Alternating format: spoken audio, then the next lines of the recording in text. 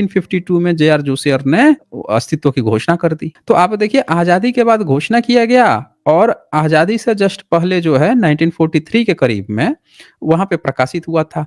कहते हैं किसके संपादक प्रिय रत्न आर्स हैं। यह भी 8 अध्यायों में महर्षि भारद्वाज के यंत्र सर्वत्र नामक पुस्तक ग्रंथ का बोधानंद वृत्ति सहित वैमानिक प्रकरण के अपूर्ण भाग का हिंदी अनुवाद है। देख रहे हैं? अब बताइए कि जी, जी, जी, ये जो बताएँ। व्यक्ति है महर्षि भारद्वाज जो है उसका लिखा हुआ पहली बार इनको मिलता है 1943 में आधा अधूरा। ये अनुवाद कर देते हैं या 1952 में और ये लोग दावा करने लगते हैं कि भाई हमारे यहाँ तो विमान रॉकेट के समान उड़ते थे। और देखिए वैमानिक शास्त्र का एक हिंदी अनुवाद इतना में ये कर दिया है 1973 में प्रकाशित हो गया। तो सारा काम इन्होंने किया पिछले 100 साल के अंदर और कहानी आपको गढ़ दी गई भाई इतिहास में तो ऐसे ही था। देखिए वैमानिक शास्त्र में कुल 8 अध्याय या 300 श्लोक हैं। कौन लिख दिया भाई?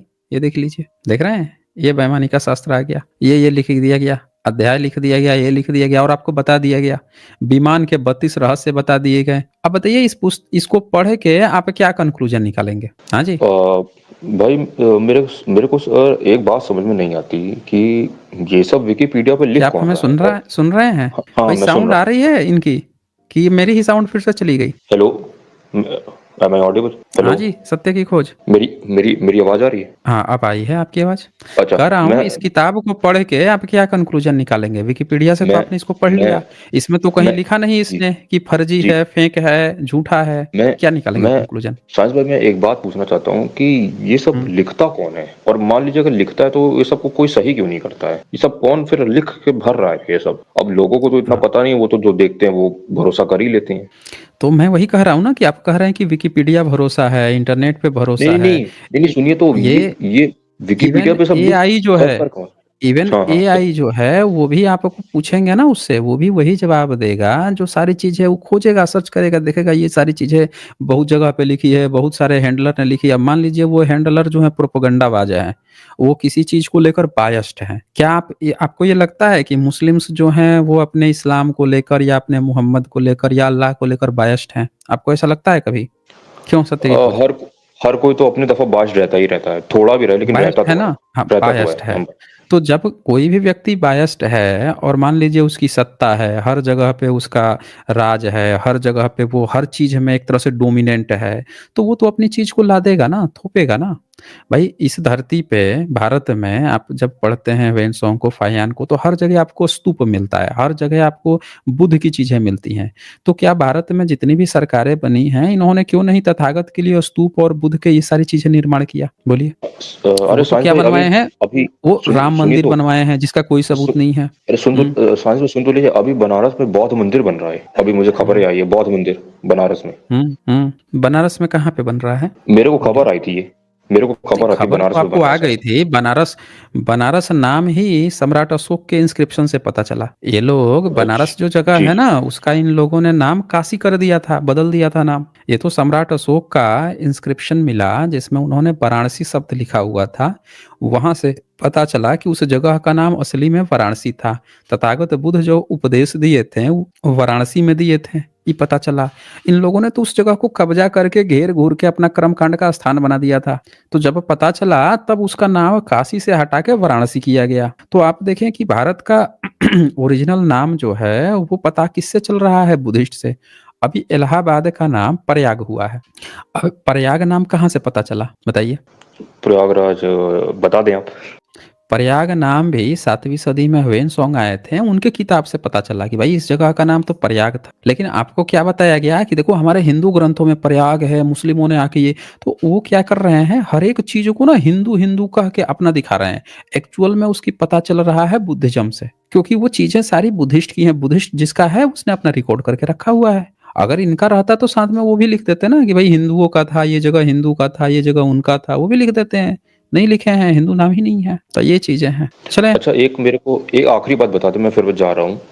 हुँ, साइंस भाई एक चीज़ मेरे को बता दें आप, ये जो बौद्ध धर्म में जो मूर्ति कला है, एक हुँ, मतलब एक आरोप इन पे लगता है कि ये यूनानियों से कॉपी हुआ है। मतलब कि जब यूनानी भारत में आए थे, मतलब तो हुँ, यूनानियों हुँ। की जो मूर्ति कला थी, मुनारिया का जो हुँ। क्या कहते हैं, ये सब मूर्ति कला थी, ये बौद्धों को भाग तो बौद्धों ने क्या किया कि जितनी भी बौद्ध धर्म में मूर्ति कला है, ये सब यूनानियों से कॉपी है। तो क्या इस बात का कुछ प्रकाश डालें आप? ये अब अक्सर अच्छा करके देखिए, ये हिंदुत्ववादी आरोप लगाते हैं।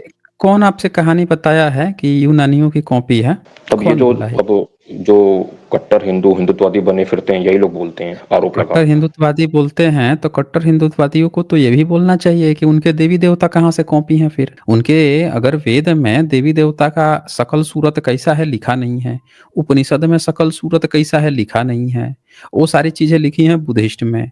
तो अचानक से हिंदू के देवी देवता की शकल सूरत, हाथ में क्या लिए हैं, गले में क्या पहने हैं, कपड़ा क्या पहने हैं, वो सब अचानक से हिंदुओं को ज्ञान कहाँ से आ गया? कहाँ से कॉपी पेस्ट मरे हैं? आपकी बात तो हिंदुओं से सही है, पूछिए ना, सही। कट्टर हिंदुओं जी, से। जी। कट्टर हिंदुओं हुँ, से पूछिए कि भई आपके वेद तो पीढ़ी दर पीढ़ी आप लेके आए हैं, चलो हमने मान लिया। आपने उपनिषद पीढ़ी दर पीढ़ी लाए, वो भी मान लिया।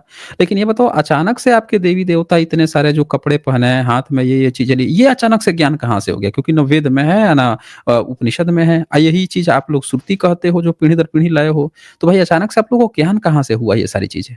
हुँ? साहिल भाई एक इनसे चीज़ मैं पूछो ना कहना आपने चाहता हूँ। कहाँ से कॉपी पेस्ट मारा है? ये आपकी बात सही हो सकती है, लेकिन ये जो यूनानियों से कॉपी का आरोप लगता है कि मूर्तिकला कॉपी किया यूनानियों बौद्धों से ने। कॉपी का आरोप कौन लगाता है? वही लगाता है ना जो बुद्धिज़्म से कॉपी किया है। जो खुद ही चोर है, जो चोरी किया हुआ है, वो क्या करेगा? आपका ध्यान भटकाएगा। वो कहेगा कि देखो, देखो उधर चोर है, ताकि उसका आपका ध्यान ना जाए कि असल में चोरी कौन किया है। भाई भारत में आज जितनी मूर्ति कला हैं, सब तो बुद्धिस्ट की हैं। इनसे पूछिए कि तुम्हारे यहाँ मूर्ति कला कहाँ से आ गई? तुमने कहाँ से चोरी किया है? तो जिसका सबूत जो हर जगह कब्जा करके बैठा हुआ है, वो आपको सिखा रहा है कि चोरी कहीं और खोजो। हुँ? पहले इससे लेकिन पूछिए ना कि साइंस तुमने जो साइंस कब्जा करके बैठा है, पहले उसका जवाब दो ना, तुम कहाँ साहिल कहाँ से भाई लेके आए हो? सुनिए, हुँ, सुनिए 1 मिनट सुन लीजिए। मैं उनके फिलहाल पक्ष में नहीं हुँ। हूँ, लेकिन चलिए मैंने हम आपको बता देते हैं, आपके प्रश्न का जी, बता देते हैं, मैं जवाब देते हैं। कंप्लीट हो जाए मेरा, फिर आप बोल लीजिएगा। हुँ, मैंने पूछ लीजिए। मतलब ग्रेको बुद्धिस्ट आर्ट के बारे में सुना है, पढ़ा है कुछ, और मैंने बुद्ध की कई मूर्तियों पे यूनानी प्रभाव भी देखे हैं, मतलब यूनानी तौर तरीके, संस्कृति, मतलब हाँ, यूनानी, जैसे हाँ, अफ्रीकन, देखे हैं मैंने। रशियन नहीं, और ये सब नहीं, यूनानी चाइनीज़, देखे हैं, थाईलैंड, ग्रीक्स नहीं देखे हैं हर मैंने। तरह का नहीं ग्रीक्स के मिलेंगे, जो हुँ, ग्रीक्स के मिलेंगे ना उसपे मतलब लिखा जैसे हुआ आता अलेक्जेंडर है। की, अगर आप हाँ, अलेक्जेंडर की उसपे मूर्ति लिखा हुआ देखेंगे, आता है, उसपे उसके जैसे लिखा हुआ बाल है, मिलता है कि ये तो ग्रीक बुद्ध के भी कला है। वैसे बाल मिलते हैं। हुँ, अलेक्जेंडर हुँ, के आप अगर आप अलेक्जेंडर की कुछ मूर्तियाँ देखेंगे और हुँ, बुद्ध की भी कोई मूर्तियाँ देखेंगे, तो बुद्ध हुँ। के आप ऊपर से सिर चाइना पे में जो जाइए बाल ना, है। आप चाइना जी, में जी। जाइएगा ना, चाइना में, तो जब जी, जी, आप जी। देखिएगा चाइना में, तो आपको मिलेगा चाइनीज़ की तरह से, बुद्ध को चाइनीज़ की तरह बनाया जाएगा। आप जाएँगे अफ्रीका में ना, तो बुद्ध को अफ्रीका की तरह बनाया जाएगा। तो जहाँ के जिस तरह के लोग थे, उन्होंने बुद्ध को अपनी तरह से ढाला, लेकिन चेहरा-मोहरा वो कैसे बनाते थे? अपनी तरह बनाते थे ना, कि ताकि उनमें अपने लोगों में अपनापन झलक सके कि ये हमारे हैं। इससे इसका ये मतलब नहीं है कि ये जो है उसी तरह से थे। हाँ, जिस देश में जाइएगा बुद्ध का चेहरा लोग उसी तरह से बना लेते हैं, ताकि लोगों को, वहाँ के लोकल लोगों को समझ में आए कि ये हमारे अपने हैं, ये कारण है।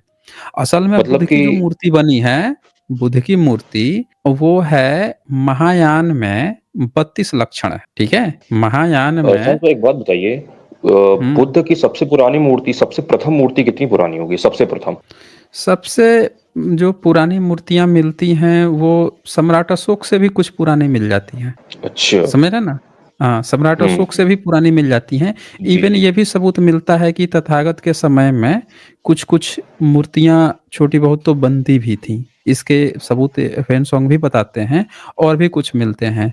लेकिन तथागत जो हैं, उनकी विचारधारा जो है वो एक तरह से जो स्तूप वाला था ना, स्तूप बनाने की, उस पर चलती है। बाद में लोगों को लगता है कि मूर्ति कला के माध्यम से और विस्तार किया जाना चाहिए। तो वो वैसे क्या तो करते हैं कि जो अच्छा, बुद्ध जी। के 32 लक्षण लिखे हैं ना महायान में, जी, बताएँ, बताएँ। हाँ, 32 लक्षण लिखे गए हैं। वो 32 लक्षण के आधार पर वो बनाई जाती हैं। अब अच्छा, ये तो आप देखिए, एक मैं बात कहना आपको, चाहते आप मैं सर्च करेंगे ना, सिंपल हाँ, सर्च हाँ, कर जी। लेंगे आप कि जी, बुद्ध बताएँ, बताएँ। के मूर्ति किस आधार पर बनाई गई है। तो ये देखिए, वैसे त्रिपिटक में लिखा है, मैं आपको नेट पे ऐसे सिंपल दिखा देता हूँ। ये देखिए, महायान बौद्ध परंपरा में बुद्ध के 32 मुख्य लक्षण बनाए गए। तो महायान बाद में आया, इसी ने मूर्ति कला का ज़्यादा विस्तार किया। तो इसने क्या किया कि 32 लक्षण लिखे थे कि बुद्ध की जब मूर्ति बनाई जाए ना, तो वो इन 32 तरह की चीज़ों का ध्यान रखे। जैसे इसमें देखिए, सुप्रतिष्ठित पाद यानी समतल पैर, पैर समतल होना चाहिए। बुद्ध का। इसीलिए आप जितना बुद्ध का मूर्ति देखेंगे पैर समतल रहेगा। इंसान का बीच में थोड़ा-सा गड्ढा टाइप का रहता है ना, उसका एकदम मतलब बुद्ध का एकदम समतल मिलेगा। फिर चक्र अंकित तलवे, चक्र यानी कि जो गोल सा चक्र बना रहता है ना, हाथ के किसी-किसी उँगलियों पर जो रेखाएँ होती हैं, तो पैर में भी वैसे ही चक्राकार बनाया जाएगा। लंबी उँगलियाँ, उँगलियाँ लंबी बनाई जाएगी। जाँघ तक पहुँचने वाली भुजाएँ, उनकी भुजा हमेशा लंबा थोड़ा दिखाया जाएगा और सिंह जैसा धड़, धड़ जो है उनका, छाती जो है वो सिंह जैसा दिखाया जाएगा। जो सर है वो डिपेंड करता है कि आप गांधार कला से बना रहे हैं, मथुरा कला से बना रहे हैं या किस देश में बन रहा है, उस हिसाब से चेहरा वगैरह बन जाता है। तो 32 लक्षणों को ध्यान रखते हुए इस तरह से चीज़ें बनाई जाती हैं।